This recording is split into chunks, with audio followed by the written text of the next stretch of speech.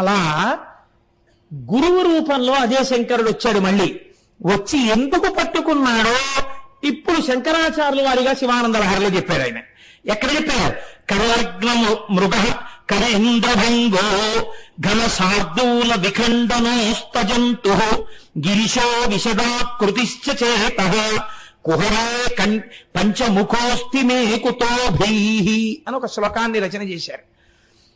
కరలగ్న మృగ, చేతితో పట్టుకోబడినటువంటి మృగమున్నవాడు. మరి మీరు ధ్యాన శ్లోకం చెప్తున్నారు కదండి ఇప్పటికీ. అదే ఈ మృగమునకు అర్థం ఏమిటో తెలుసండి? ఇది చించలమై ఉంటుంది. జింక లేదా లేడీ ఎప్పుడూ కూడా ఇలా పరిగెడుతుంది, ఆగుతుంది, చూస్తుంది, పరిగెడుతుంటుంది. భీతహరిణ అంటారు. భయంతో అలా పరుగులు తీస్తూ ఉంటుంది, ఆగుతూ ఉంటుంది, వెడుతూ ఉంటుంది. చంచలత్వంతో ఉంటుంది తప్ప ఎప్పుడో చోట స్థిరంగా అలా నిలబడి ఓ ఏనుగులాగో అలా ఏం ఉండదు. అది ఇప్పుడు ఈ జింకని వేటాడేటప్పుడు సింహానికో లక్షణం ఉంటుంది. అది ఏం చేస్తుంది అంటే జింకని చంపేటప్పుడు అదే పనిగాను హీన ప్రకృతితో చంపదు. సింహం చంపితే సింహంలాగే చంపుతుంది. ఒక్క దెబ్బ కొడుతుంది అంతే. అసలు కొట్టక్కర్లేదండి. పరిగెడుతున్నటువంటి లేడి మీదకి రెండు ముందు కాళ్ళు పైకెత్తి దాని కడుపు కింద వరకు పంజాలో గోళ్ళు విచ్చి పట్టుకునేటప్పటికీ చచ్చిపోతుంది లేడీ. మీద సింహం పడిపోయిందని తెలియగానే ఇప్పుడు అది ఏం చేస్తుందంటే తన నోట కరుచుకుని చేత్తో ఎత్తినట్టుగా పట్టుకుని రెండు చేతులతో ఎత్తుతో గుహలోకి ఈడ్చుకుపోతుంది. ఈశ్వరా, మీరు ఒక సింహమై ఆ మృగమును పట్టియున్నారు. కరీంద్రభంగో, సింహము ఏనుగుని ఎలా చంపుతుందో అలా మీరు ఒక ఏనుగుని చంపారు. ఘన శార్దూల విఖండనోస్త జంతు, మీరు ఒక పెద్ద పులిని సింహం ఎలా చంపుతుందో అలా చంపి దాని తోలు తీసి కట్టుకున్నారు. గిరిశో విశదాకృతిశ్చ చేత, ఈ సింహం కొండ గుహలో ఉంటుంది, మీరు హిమాలయ పర్వతాల మీద గుహలో ఉంటారు. కుహరే పంచముఖోస్తి మే కుతోభీః, ఈ గుహ ఎక్కడుందో శంకరాచార్యులు వారు మార్చేశారు. ఎంత చిత్రం చేశారంటే ఇక్కడ రహస్యం చెప్తున్నారు. ఋషులు ప్రయోగించింది శివుడు ఎందుకు పట్టుకున్నాడు. చంచలమైనటువంటి మృగము చంచలత్వమును ఎప్పుడు మానేసింది? ఎప్పుడు మానేసిందండి కదలడం? జింక కళ్ళు కూడా తిప్పడం ఎప్పుడు మానేసింది? శివుడు చూపుల వంక తాను చూడడం వచ్చినప్పుడు ఇంకా తాను కదలడం మానేసి చక్కగా ఆయన చేతిలో తన 4 కాళ్ళు ఉండిపోతే అలా చూస్తోంది. శంకరుడి కన్నుల వంక చూడడం నేర్చుకుంది. నీ మనస్సనబడేటటువంటి చంచలమైన మృగము కూడా అటు ఇటు తిరగడం ఎప్పుడు మానేస్తుందో తెలుసా?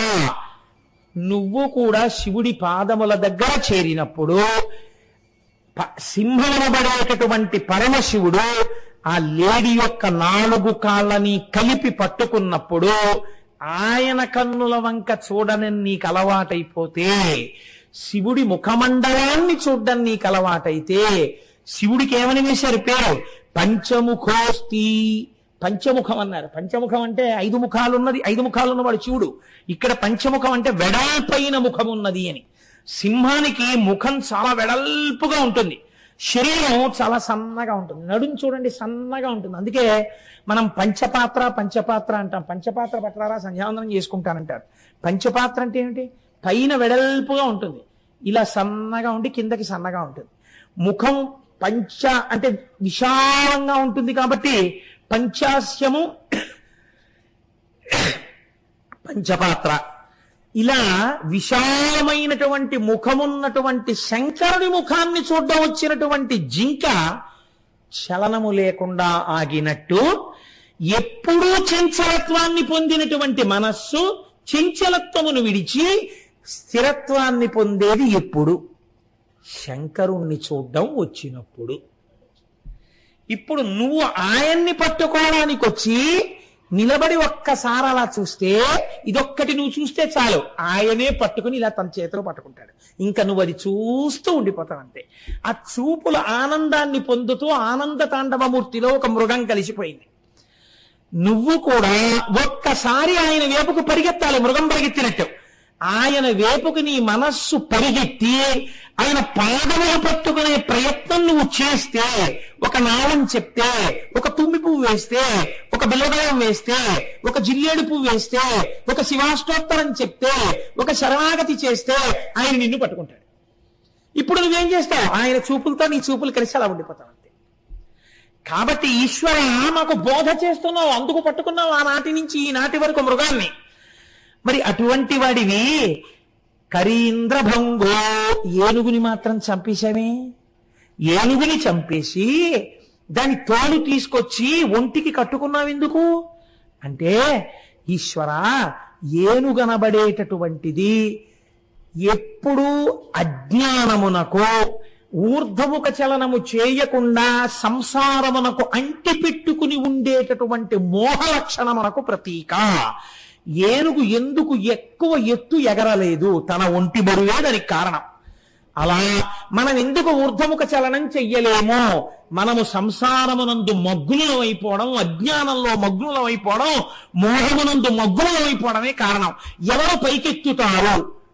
ఈశ్వరుడు ఎత్తుతాడు. ఈ మోహమును పటాపంచలు చేసి చీల్చి చెండాడి జ్ఞానమిచ్చి మిమ్మల్ని తనకి ఆభరణంగా మార్చుకుంటాడు. ఏనుగుతోలు తాను కట్టుకున్నాడు. కాబట్టి ఈ స్థితిని నీకు ఇవ్వగలనని చెప్పడానికి ఈశ్వరా మీరు ఏనుగుతోలు కట్టుకున్నారు. పైకి వాళ్ళు అభిచారిక హోమం చేసినా మాకు ఇవన్నీ నేర్పడానికి నువ్వు కట్టుకున్నావు తండ్రి.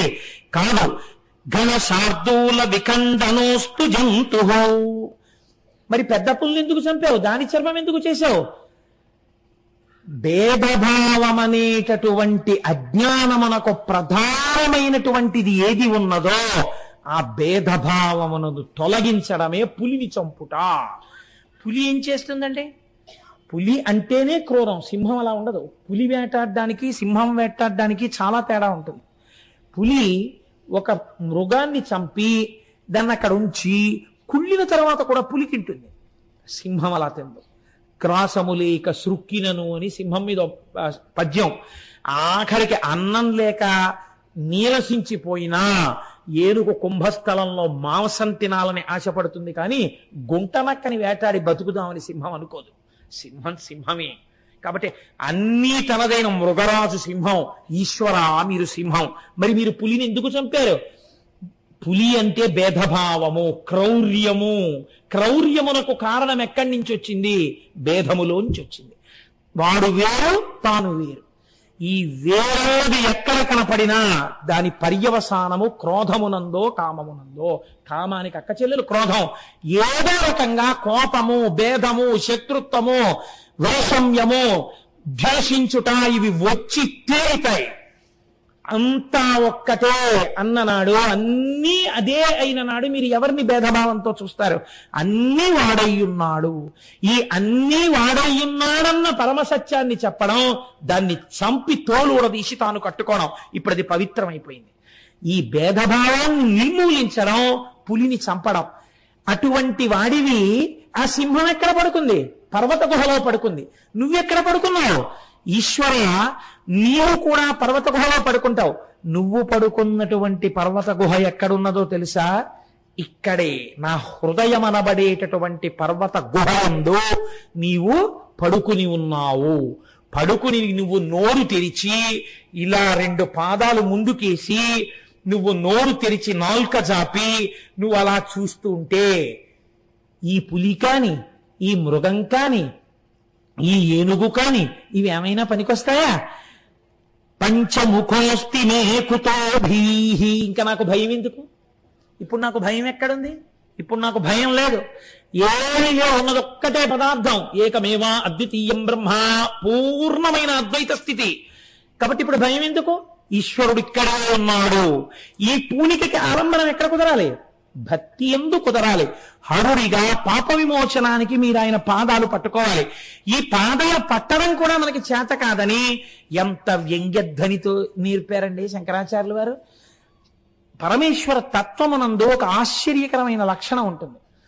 మీరు తెలిసి పెట్టుకోండి, తెలియక పట్టుకోండి. ఒక కర్పూరం ప్యాకెట్ మీరు జేబులో వేసుకున్నారు, అది చాలాసేపు మీ జేబులో ఉంది. తర్వాత కర్పూరం ప్యాకెట్ తీసేశారు.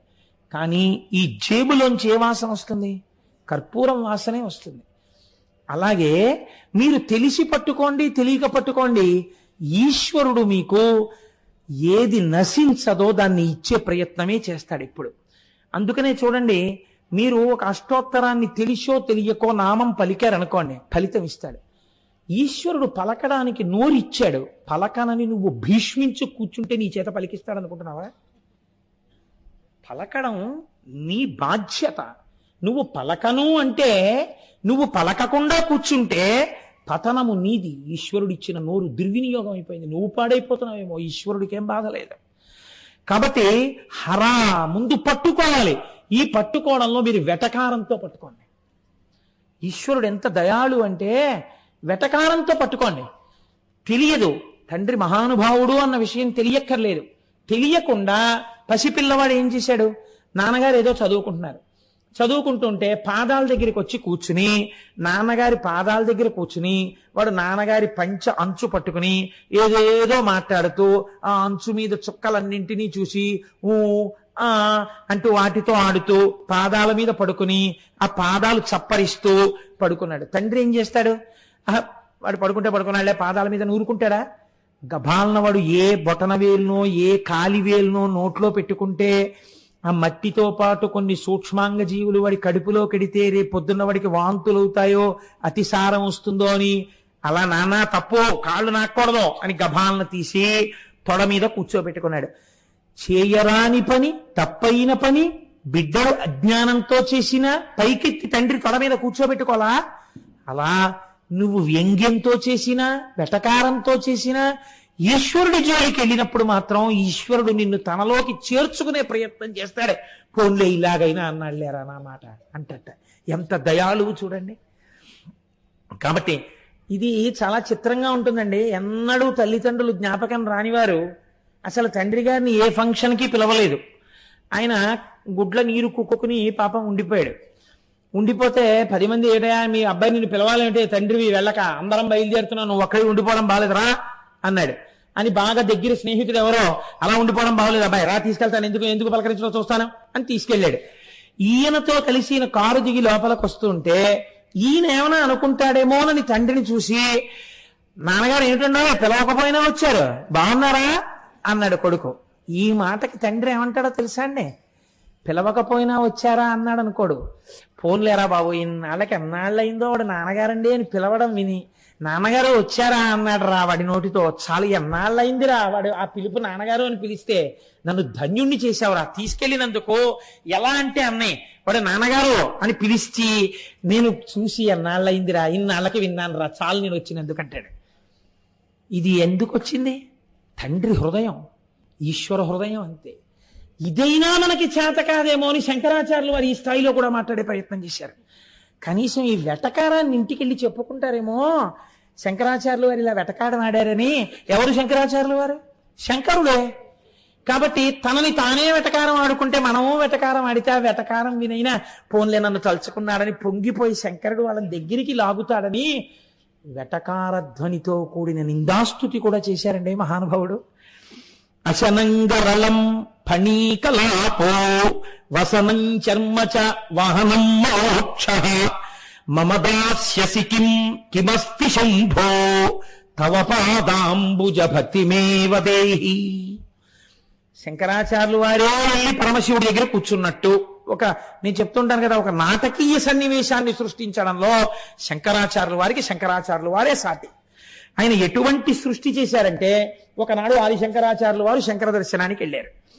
విడితే ఇప్పుడు తండ్రి కొడుకు కదా, ఆ రామాయ్ అన్నారు. ప్రణిపాతం చేసి నమస్కారం చేసి శంకరాచార్యుల వారు అలా కింద కూర్చున్నారు. శంకరుడు చూసి అన్నాడు, చాలా కష్టపడి వచ్చావు ఓయ్ బిడ్డడా, నీకేం కావాలి, కాస్త ఏమైనా తాగుతావా అన్నారు. ఈయన ఇప్పుడు ఏది తాగుతున్నారో అదే కదండి ఇస్తారు. నేను కాఫీ తాగుతున్నాను అనుకోండి, మీరు మా ఇంటికి వస్తే ఓయ్ కాస్త కాఫీ పోయ్ అంటారు కదా. అంటే ఈ కాస్త పరమాన్నం మటరావా అనరు కదా. ఈ మొహమ్మద్ షా ఎక్కడ ఉంది అంటుంది ఆవిడ. కాబట్టి కాఫీ అయితే తనకి పెట్టింది కాబట్టి కొంచెం డికాషన్ ఉంది అన్నమాట, ఇస్తుంది. అందుకని కాస్త, లేకపోతే నేను పట్టుకున్నాను ఇంకా తాగలేదు, మీరు వచ్చారు ఈ కాఫీ 2 కప్పుల్లో పోసి పట్టరా, ఇంకా ఇంగిల్ చేయలేదు, బలం వచ్చారు సమయానికి అంటాం. అలా ఈయన తాగడానికి సిద్ధంగా ఉన్నట్టుగా లెక్క వేసుకుని శంకరాచార్యులు వారు అన్నారు, అశనంగరళం. ఏం శంకరాచార్యులు వారు కొంచెం తాగుతారా అన్నారు. బాబు వద్దండి, ఇస్తానని మాత్రం అనకండి, మీరు హాలాహలాన్ని తాగుతూ ఉంటారు, మేము ఎక్కడ తాగలం? అశనంగరళం మీ ఇంటికి వస్తే మీరు నేను ఇస్తాను అని మొట్టమొదట మా ఇంట్లో తాగమని మాత్రం అడక్కండి, ఎందుకంటే మీరు హాలాహలం తాగుతారు, మేము తాగలేం. శంకరుడు నవ్వాడు. పోన్లేవాయ్, ఇంత గొప్పవాడివి కదా, ఇంత సమర్థుడివి కదా, ప్రస్థానత్రయానికి భాష్యం ఇచ్చావు కదా, అవైదిక మత ఖండనం చేసి శృతి ప్రమాణాన్ని నిలబెట్టావు కదా, నేను మెచ్చి నీ మెళ్ళ ఒక హారం వేస్తాను అంటారేమో. అసలొద్దు. ఎందుకని? ఫణీకలాపో, మీ మెళ్ళలో పావులు ఉంటాయి, ఓటి తీసి నా మెళ్ళలో వేస్తారు. ఎందుకు వచ్చింది మహాప్రభావం? మాకొద్దు. పోన్లేవయ్యా, భారతదేశం అంతా 3 మార్లు ఆసేతు హిమాచల పర్యంతము పాదచారి అయి పర్యటించావుట సత్యదండం పట్టుకుని, ఎంతమందినో వాదించి ఓడించావుట. ఇంత కష్టపడ్డావే, పాపం నువ్వు అలా తిరక్కింక నుంచి నీకు నేను ఒక వాహనాన్ని ఇద్దాం అనుకుంటున్నాను అంటావేమో ఈశ్వర. అసలొద్దు నాకు. ఎందుకో తెలుసా? వాహనం మహోక్ష. ఎప్పటి ముసలిద్దయ్యా అది? ఎప్పుడు మొదలెత్తావు ఆ వాహనం ఎక్కడం? ఇగో నిన్న మొన్నటి వరకు 17 ఏళ్ల నుంచి నేను ఒకే స్కూటర్ వాడినట్టు అలా ఎంత ముసలి ఎద్దు. అందుకని పాపం ఆ ఎద్దు ఎంత అలిసిపోయి ఉంటుంది. ఇప్పుడు నాకు ఇచ్చి దాని మీద ఆశయిత హిమాచల పర్యంతం తిరుగని చెప్పకు. అందుకని వాహనం మోక్ష నాకు అక్కర్లేదు. పోనీ ఇంకేమిమ్మంటావు అంటావా? నేను అడిగింది ఒక్కటి చాలు. ఏమిటో తెలుసా? మమ దాస్యసి కిం కిమస్తి శంభో తవ పాదాంబుజ భక్తిమేవ దేహి. నీ పాదార విందముల యందు భక్తిని వయాచాలి నాకు. ఏ ఇంత పరికిమాలినవాడైతే భక్తి ఎందుకు? అంటే నిందాస్తుతి. ఇలా అయినా కనీసం అంటే మిగిలింది ఏమీ అర్థం కాకపోయినా శంకరాచార్యులు వారు శంకరుడికి వంక పెట్టి మాట్లాడిన విషయం బాగా గుర్తుండిపోతే కనీసం ఇంటికెళ్ళి మళ్ళీ పలహారం చేసేటప్పుడు ఏమండోయ్ శంకరుణ్ణి శంకరాచార్యులు వారి ఇంటికి వెడితే ఎలా మాట్లాడారో తెలుసా? ఇవాళ ఆయన ఉపన్యాసంలో చెప్పాడు అని ఒకసారి మళ్ళీ ఇది తలుచుకుంటే ఎలా అంటే, ఒక్కసారి శంకరుడు హాలాహలం తాగుతాడు, అది లోకం కోసమే కదా తాగాడు. హాలాహలం తాగడం ఇవన్నీ వాడు స్ఫురణ చేసుకున్నాడు కదా అని ప్రాసంగిక పుణ్యము అన్న పుణ్యాన్ని వాడి ఖాతాలో వేసేసి వాడు ఇంకా ఇంకా ఆయన నామం చెప్పేటట్టుగా అనుగ్రహించేస్తాట. కాబట్టి హరా, మా పాపములు తీయడం కోసం ఎంత కారుణ్యమూర్తివయ్యా, ఎంత సులభుడవయ్యా శంకర. కాబట్టి అంతటి సులభమైన నా హృదయ గుహలో కూర్చుని నువ్వు నోరు తెరుచుకుని ఉండగా నాకు భీతి ఎందుకు, నాకు భయం ఎందుకు? నువ్వే నన్ను కాపాడుకుంటావన్నారు శంకర భగవత్పాదులు. కాబట్టి అటువంటి ఆనంద తాండవమూర్తి యొక్క అనుగ్రహము మనకు కలిగి మనుష్య జన్మ యొక్క ప్రయోజనము నెరవేరేటట్టుగా నిర్హేతుక కృపాకటాక్ష వీక్షణముల చేత ఈశ్వరానుగ్రహము మన యందు ప్రసరింపబడాలని ఆ సర్వేశ్వరుణ్ణి ప్రార్థన చేస్తూ రేపటి రోజున మరొక ముఖ్యమైన విషయాన్ని, దానితో పాటు సుబ్రహ్మణ్యేశ్వర స్వామి వారి యొక్క విశేషాలని ఎల్లుండి నుంచి ప్రారంభం చేస్తాను. అది వినేటప్పుడు ఒకవేళ టిక్కెట్ లేకపోయినా దీక్షా స్వీకారం ఎలా చేయవచ్చో, అది వినడమే యజ్ఞముగా ఎలా వినొచ్చో, ఎటువంటి ప్రయత్నం చేస్తే షణ్ముఖుడి యొక్క అనుగ్రహం పూర్ణంగా వర్షింపబడే అవకాశం ఉంటుందో ఈ విషయాల్ని కూడా రేపు విజ్ఞాపన చేస్తాను. కనుక రేపు యథాప్రకారం 6:30 ప్రారంభం చేద్దాం. మంగళాశాసన పరై పదాచార్య పురోగమై సర్వైశ్చ పూర్వైరాచార్యై సత్కృతాయాస్తు మంగళం. మంగళం కోసలేంద్రాయ మహనీయ గుణాత్మనే చక్రవర్తి తనూజాయ సర్వభౌమాయ మంగళం. ఉమాకాంతాయ కాంతాయ కామితార్థప్రదాయినే శ్రీగిరీశాయ దేవాయ మలినాథాయ మంగళం. కరచరణ కృతం వా కర్మ వాక్కాదిజం వా శ్రవణనైనజం వా మానసం వాపరాధం విహితం వా సర్వమేత్త క్షమస్వ. శివ శివ కరుణాబ్ధే శ్రీ మహాదేవ శంభో. సర్వం శ్రీ ఉమామహేశ్వర పరబ్రహ్మార్పణమస్తు. స్వస్తి.